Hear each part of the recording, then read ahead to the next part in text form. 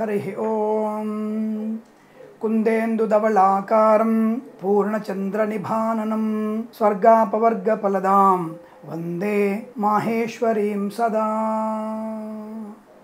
అందరికీ నమస్కారం। మనకు ఈ మధ్య చాలా మంది మనం ఏవైనా ధర్మ సందేహాలు ఉన్నా, మీకు తెలిసినటువంటి విశేషాలు ఉన్నా నాకు చెబితే ఆఫీస్ నెంబర్ కనుక మీరు మెసేజ్ చేస్తే తప్పకుండా వాటికి నేను వీడియో రూపకంగా ఇస్తానని చెప్పి ఉన్నాను। ఒక అమ్మగారు, అంటే ఆవిడ పెద్ద ఆవిడ చిన్న ఆవిడ తెలియదు మనకు, ఆవిడ పేరు అన్నపూర్ణ శ్రీలక్ష్మి గారు। ఈ అన్నపూర్ణ శ్రీలక్ష్మి గారు మనకు ఒక విషయాన్ని పంపించారు। శనీశ్వరుడి యొక్క ప్రభావం తగ్గడానికి ఒక చిన్న ఉపాయాన్ని ఆవిడ మనకు సూచించారు। ఆవిడ స్వీయ అనుభవము లేదా ఆవిడకు ఒక పెద్దవాళ్ళు చెప్పిన విషయమో మనకు తెలియదు, కానీ దాన్ని పాటించడం వల్ల మనకి శనీశ్వరుడి యొక్క అనుగ్రహాన్ని పొందుకోవచ్చును, వివాహ సంబంధ ఆటంకాలు నివృత్తి అవుతాయి। అది తన యొక్క స్వీయ అనుభవం ద్వారా చెప్పినట్టుగా తెలుస్తుంది మనకి। అలాగే మరి ఆవిడకి ఒక గురువుగారు చెప్పి ఉన్నారేమో అని నేను అనుమానపడుతున్నాను। బట్ మంచిదే, అటువంటి మంచి విషయాల్ని అందరితో షేర్ చేసుకోవడం చాలా మంచిది కదా। కాబట్టి ముందుగా మనం అన్నపూర్ణ శ్రీలక్ష్మి గారికి మనం కృతజ్ఞతలు తెలుపుకుంటూ, అలాగే వారికి అష్టైశ్వర్య ప్రాప్తి కలగాలని కోరుకుంటూ, ఈరోజు ఆవిడ ఏం చెప్పారంటే, శని ప్రభావం ఉన్న రాసుల వాళ్ళు ఎవరైనా సరే, అంటే ప్రస్తుతానికి మీనము, మకరము, కుంభం, వృశ్చికము, తదుపరి మరియు ఈ సింహరాశి వాళ్ళకి సప్తమ స్థానంలో శని ఉన్నాడు, సింహరాశి వారు, తదుపరి అష్టమ రాశి కర్కాటకం। ఈ రాశుల వారికి మెయిన్గా ఈ రాశుల వారికి మీన, కుంభ, మకర, వృశ్చిక, సింహము, కన్య, కర్కాటకం ఈ రాశుల వారికి శని ప్రభావం కొద్దిగా ఎక్కువగా ఉంది। కాబట్టి ఈ రాశుల వారు ఇటువంటి ఉపాయాన్ని, ఇటువంటి పరిహారాన్ని చేసుకుంటే తప్పకుండా శనీశ్వరుడి యొక్క అనుగ్రహాన్ని పొందుకోవచ్చు అని తెలుపబడుతోంది। అదేమిటంటే, శనివారం రోజున సూర్యోదయానికి ముందే లేచి తలంటు స్నానం పోసుకొని నల్ల నువ్వులని, అంటే మంచి నల్ల నువ్వులు, అంటే ఈ మధ్య మనకు బొగ్గు కలిపినటువంటి నల్ల నువ్వులు కూడా ఇస్తున్నారు, తెల్ల నువ్వులకి బొగ్గు కలిపి నల్ల నువ్వులని ఎక్కువ రేటుగా అమ్ముతున్నారు। నల్ల నువ్వులని, అంటే నిజమైనటువంటి నల్ల నువ్వులని మనం మిక్సీలో ముద్దగా కలుపుకోమని చెప్పారు, ముద్దగా చేసుకోమన్నారు। అంటే వారైతే పొడిలాగా చేయమన్నారు, అంటే ముద్దలాగా చేయమని పొడిలాగా చేసుకోమన్నారు। అలాగే ఆ పొడిని చిన్న దీపారాధన ప్రమిద ఉంటుంది కదా, దీపారాధన కుందు కానీ దీపారాధన ప్రమిద కానీ అలా దాంట్లో వేసుకోమని చెప్పారు।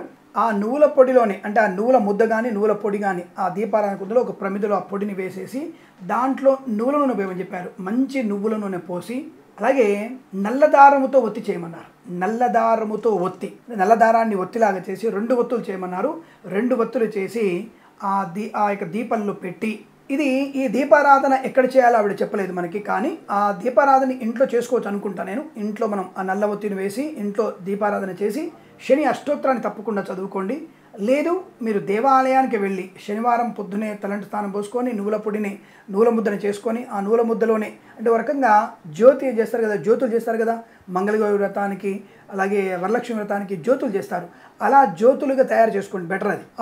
ఆ యొక్క నువ్వుల ముద్దని మంచి ముద్దలాగా తయారు చేసి దాంట్లో నూనె వేసి ఆ యొక్క దీపారాధన తీసుకెళ్ళి మీరు నవగ్రహ దేవాలయంలో శనీశ్వరుడి ముందు పెట్టిన, అంటే అక్కడ ఇంపార్టెంట్ ఏమిటి, నల్ల పొడి ముద్ద, నల్ల పొడిని, అంటే నువ్వుల పొడి, నల్ల నువ్వుల పొడి ముద్దని మనము దీపపు ప్రమిదలా చేసుకొని అందులో నల్లదారముతో ఒత్తులు చేసి దాన్ని శనీశ్వరుడి దేవాలయం దగ్గర, అంటే నవగ్రహాల దేవాలయం దగ్గర శనీశ్వరుడి ముందర పెట్టండి, వెలిగించండి, 2 ఒత్తులు వెలిగించండి। ఆ తదుపరి మళ్ళీ అదే రోజు సాయంకాలం రావి చెట్టు దగ్గరికి వెళ్ళి, అదే రోజు సాయంకాలం రావి చెట్టు దగ్గరికి వెళ్ళి ఆ రావి చెట్టు కింద సాయంకాలం, అంటే సంధ్యా సమయంలో ఆ రావి చెట్టు కింద కూడా అదే దీపాన్ని, అదే నువ్వుల ముద్దతో ఉన్నటువంటి దీపాన్ని వెలిగించి ఆ రావి చెట్టుకి ప్రదక్షిణ చేసుకొని శనీశ్వరుడికి నవగ్రహాలకి ప్రదక్షిణ చేసుకొని శివాలయంలో దర్శనం చేసుకొని ఆ శివాలయం దర్శనం చేసుకొని హాయిగా ఇంటికి వచ్చిన వారికి తప్పకుండా ఈ యొక్క శనీశ్వరుడి యొక్క పీడా పరిహారం కలుగుతుంది అని స్పష్టంగా చెప్పబడిందట।